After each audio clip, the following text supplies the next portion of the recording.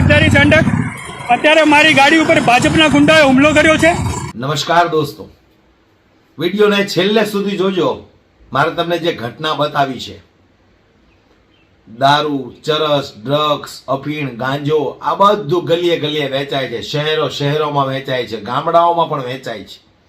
વારંવાર આપણે આના વિશે ચર્ચાઓ પણ ઘણી બધી વખત કરીએ છીએ, પણ હવે તો આપણને શરમ આવે છે। આ ગુજરાતના ગૃહમંત્રીને શરમ નથી આવતી। અવારનવાર સોશિયલ મીડિયામાં આવી ફાંકા ફોજદારી કરે કે કોઈ ચમરબંધીને છોડવામાં નહીં આવે, કોઈને બક્ષવામાં નહીં આવે, પણ સાલું એ નથી સમજાતું કે એ ચમરબંધી કોણ? દારૂના અડ્ડા વેચે એ ચમરબંધી નથી, ખુલે આમ ડ્રગ્સ વેચે એ ચમરબંધી નથી, 2 નંબરના ધંધાઓ કરે એ બધા ચમરબંધી નથી। પણ નાનકડો એવો જો ગુનો તમારાથી થઈ ગયો તો તમે ચમરબંધી છો, એટલું યાદ રાખજો। આ ગુજરાત સરકાર છે। એટલે મારે આજ વાત કરવી છે નડિયાદની અંદર ભારતીય જનતા પાર્ટીના ધારાસભ્ય છે પંકજ દેસાઈ। એમના ગુંડાઓ, એમના લુખ્ખાઓ કેવી રીતે બેફામ બન્યા છે નડિયાદની અંદર। સરેઆમ ખુલ્લેઆમ દારૂના અડ્ડાઓ ચાલે છે। એક સામાન્ય નાગરિક એ અડ્ડાઓને ઉજાગર કરે છે, ત્યારે એ સામાન્ય નાગરિક ઉપર કેવા હુમલાઓ કરવામાં આવે છે। સૌથી પહેલા દોસ્તો આપણે એ વિડીયો પર એક નજર નાખીએ। હું ગિરધારી ઠંડક અત્યારે મારી ગાડી ઉપર ભાજપના ગુંડાએ હુમલો કર્યો છે। આપ જોઈ શકો છો, પાછળથી 2 બાઇક અજાણ્યા લોકો 2 બાઇક પર આવી અને આપ જોઈ શકો છો તેમ આ પથ્થરનો ઘા મારી મારી ગાડી ઉપર જાનલેવા હુમલો કરવામાં આવ્યો છે। પોલીસને જાણ કરી છે, હજુ સુધી પોલીસ ઘટના સ્થળે આવી નથી। અને કનીપુરા નાકા આગળ આ પંકજ દેસાઈનો ગુંડો અરુણ ઉર્ફે મેલિયો, અનિલ પંચાલ, વિઠ્ઠલિયો ભીલ એ લોકો દારૂ જુગારના અડ્ડા ચલાવે છે, જેની વારંવાર અમે અહેવાલ પ્રસિદ્ધ કરીએ છીએ। એની રીસ રાખી આ પંકજ દેસાઈના દ્વારા ભાજપના ગુંડાઓ દ્વારા મારી ગાડી ઉપર હુમલો કરી મને મારી નાખવાનો અત્યારે પ્રયાસ થયો છે। અગાઉ પણ મારી ઉપર આ રીતે હુમલો કરાયો છે। નડિયાદની પોલીસ આ ગુંડાઓ સામે લાચાર હોય તેમ પોલીસ કંઈ કરતી નથી। ભાજપના ગુંડાઓ વારંવાર હર્ષ સંઘવી એવો કહે છે કે અમે અસામાજિક તત્વોની જાણ કરો, પણ ભાજપના ગુંડાઓ જ અમને લડી રહ્યા છે। આ રીતે દારૂ દુકાનના અડ્ડા ચલાવી ભાજપના કાવતરાખોર પંકજ દેસાઈ આ રીતે અમારી પર હુમલા કરી રહ્યા છે। તેનો ભાઈ હેમિલ ઉર્ફે ભૈલુ, તેનો મળતીયો ગુંડો હરપાલ જાડેજા અને નડિયાદ ટાઉનનો રીડો વહીવટદાર સુભાષ મોહનલાલ નાવી આ તમામ લોકો ભેગા મળી દારૂ દુકાનના અડ્ડા ચલાવી રહ્યા છે, જેની અમે વારંવાર અહેવાલ પ્રસિદ્ધ કરીએ છીએ।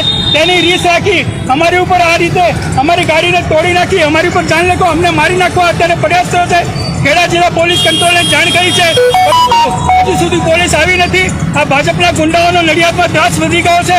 એમાં નડિયાદના જે ધારાસભ્ય કાવતરાખોર ધારાસભ્ય છે પંકજ દેસાઈ, તેમને નડિયાદમાં ગુંડાગર્દીને સીધો દોર આપ્યો છે। દારૂ જુગારના અડ્ડાઓ બેફામ ચાલી રહ્યા છે।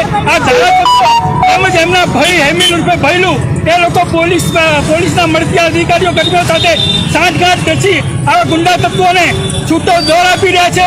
રાજ્યના ગૃહમંત્રી હર્ષ સંઘવી અસામાજિક તત્વોને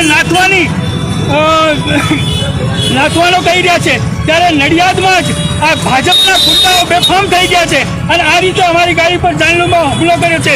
જોઈએ છે કેટલી વારમાં પોલીસ આવે છે અને આ ગુંડા તત્વોને કઈ રીતે પકડે છે। તો હું કહેવા માંગુ છું ગુજરાત સરકારને, ગુજરાતના મુખ્યમંત્રીને, જો કે એને કઈ ને કઈ ફાયદો છે નહીં, એ તો કોઈના ઈશારે ચાલે છે। પોતે ક્યાં નિર્ણય લઈ જ શકે છે કે ગુજરાતની અંદર આપણે શું કરવું શું ન કરવું? ઉપરથી ઓર્ડર આવે એ પ્રમાણે એને કામ કરવાનું હોય।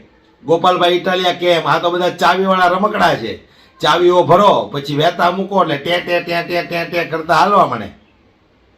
એવી જ રીતે ગુજરાતના ગૃહમંત્રી અવારનવાર સોશિયલ મીડિયાની અંદર ફાંકા ફોજદારી કરતા હોય છે કે કોઈ ચમરબંધીને છોડવામાં નહીં આવે, તો આ બધા ગુંડાઓ, લુખ્ખાઓ બેફામ બન્યા છે। આમ નાગરિક ઉપર હુમલાઓ કરે છે, ગાડીઓના કાચ તોડી નાખે છે, પાછળથી પથ્થરો મારીને વયા જાય છે। આ બધા ચમરબંધીઓ છે કે પછી આમ નાગરિકો છે? આ બધા ચમરબંધીઓ છે। જો તમારી અંદર ગુજરાતના ગૃહમંત્રીને કહેવા માંગુ છું કે તમારી અંદર તાકાત હોય ને તો એક વખત આવા ચમરબંધીઓને પકડીને તમે બતાવો। ખાલી જનતા સામે આવીને સિંઘમગીરી કરો છો તમે। જનતા હવે બધું જાણી ગઈ છે। જનતાને એ પણ ખબર પડી ગઈ છે કે તમે ગૃહમંત્રી પદને લાયક વ્યક્તિ નથી, છતાંય તમે ગુજરાતના ગૃહમંત્રી બનીને બેઠા છો. વિચાર કરો દોસ્તો, ગુજરાતના ગૃહમંત્રી હર્ષભાઈ સંઘવી આવ્યા પછી આ દારૂ, ચરસ, ડ્રગ્સ, અફીણ, ખનીજ માફિયાઓ, રેતી માફિયાઓ, સ્કૂલ માફિયાઓ કેટલા બેફામ બન્યા છે. લોકોને લૂંટવા સિવાયની વાત નથી કરતા આ લોકો. પણ આપણા ગુજરાતના ગૃહમંત્રીને, મુખ્યમંત્રીને, આમ નાગરિક, આમ જનતાની કશો જ ચિંતા નથી. એને તો ખાલી ચિંતા એક જ છે કે અમારી ખુરશી અકબંધ રહેવી જોઈએ. ત્યારે આ નડિયાદની અંદર એક સામાન્ય વ્યક્તિએ દારૂના અડ્ડાને ઉજાગર કર્યા તો એમની ઉપર બે વ્યક્તિઓએ બાઇક પર આવ્યા અને પથ્થર વડે હુમલો કર્યો. વિચાર કરો તમે દોસ્તો. ખેર, આ વિડીયો તમે જોયો, હવે તમને એમ લાગવું જોઈએ ખરેખર આપણી અંદરનો આત્મા જાગવો પડે. ખરેખર આત્મા જાગવો પડે દોસ્તો, નહીતર એ સમય દૂર નથી કે તમારે ઘરની બહાર પણ નીકળવું મુશ્કેલ બની જશે.